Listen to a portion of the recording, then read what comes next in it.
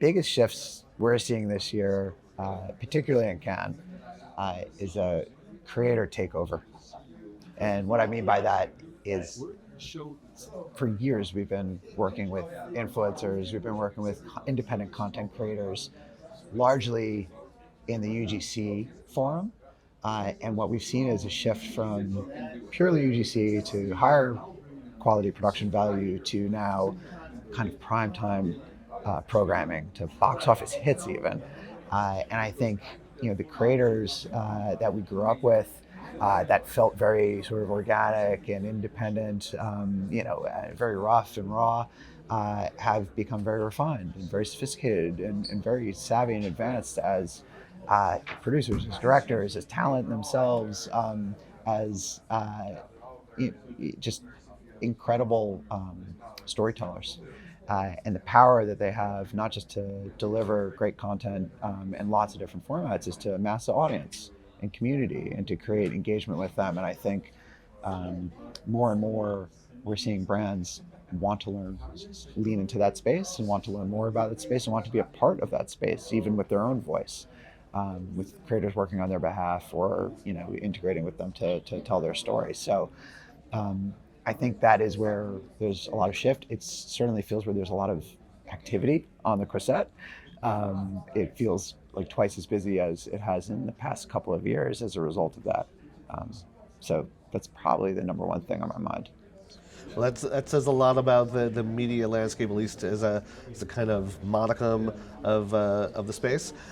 Looking at the media landscape from WPP's vantage point, though, what trends are overhyped versus what deserves more attention from marketers?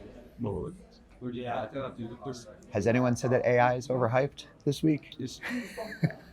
I think that it's certainly the most overused word and the biggest trend that we keep hearing about. But ultimately, I think the expectation of it today is overhyped. The long-term implications of it, I think, are probably underhyped. And as we start to think about what the impact is, from everything from strategy development to planning to using agents in the buying and optimization process, we're getting there.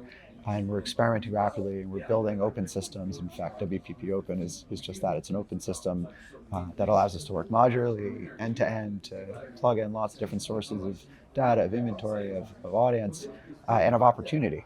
And we're very much building towards that. But ultimately, I think it's a journey, and we're on it. But to answer the question, from a shift in the landscape and marketplace dynamics, I mean, media is everything and it's everywhere. And I think you can't deny that, especially when you look around every single inch of Cannes. Everything is a surface to deliver a message, to capture someone's attention, to create an engagement, to capitalize on a moment. And I think that is probably the biggest shift in terms of how we're seeing the sort of connected world. And it's not just an interconnected world of screens, it's an interconnected world of opportunities to tell stories, to connect with audiences, to build community, to drive engagement, to drive business ultimately. Well, amid that sea of hype and hope about AI and everything else that's kind of emerging and being reinvented, client expectations are always changing. And they're changing more rapidly along with everything else.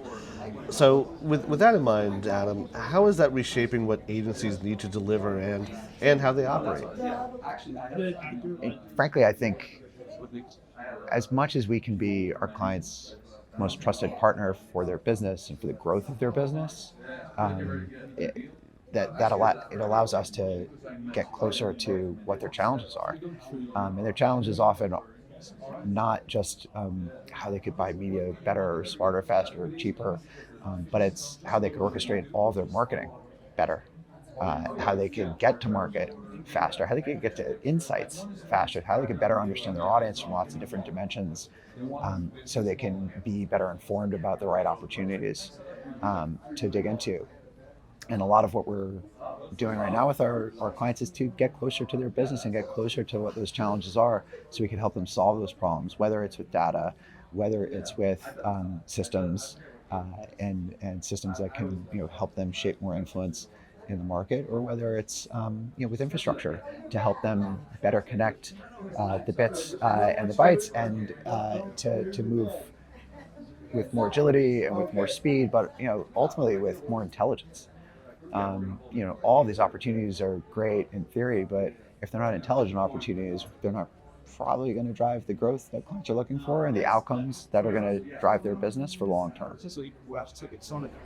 So, switching gears a little bit, Adam, across the landscape of Cannes, it seems that there are more and more private equity and investors showing up these days. What does that signal about where the advertising industry is headed? I read an article this week that the Cannes Lions are the new Cannes Film Festival. And if you do take a walk or stroll down a Crusette, if you can make it that far, because it's so crowded this year, I, I think what you see is, like, from a cultural standpoint, this is where it's happening. It is a confluence of creativity from everything, from brands, from creators, from creatives, and everything in between. And to be perfectly honest, if you follow the people, you're really following the money. So I think the investment community is coming together because they see the opportunity. They see the opportunity as it's bubbling up in that world of AI, as it's emerging as more of a sort of mainstream opportunity in the world of creators. The world of sport and entertainment, which has its own section here. It feels like it's getting bigger and bigger every year. You can't deny how much that shapes culture, and you can't deny, how much money goes into shaping that. So as you start to see where those bets are being placed, it's no surprise that it's happening here. Adam, as an industry leader at Cannes, going from the money and the people around that money shaping the conversations at Cannes, wanted to know what's the most important conversations brands and agencies should be having right now. Frankly, I think it's trying to figure out what we should be focusing on most, because we can't focus on everything all at once. And our philosophy is, if we could automate more of the ordinary and elevate more of the extraordinary using AI and technology and data, we can get to the work that's really going to be meaningful and that's really going to matter and really make a difference. And again, we could do it with more agility, we could do it with more intelligence, we could do it with more impact. And ultimately, that's what we're all trying to achieve, because if we could drive our clients' business and they could be successful, we could be successful, we can continue to invest in our people and our talent and our technologies that are helping to deliver that work to just get better and get closer to our clients and get even more successful at delivering those sort of results. And I think if we're aligned there, then we're going to do great work.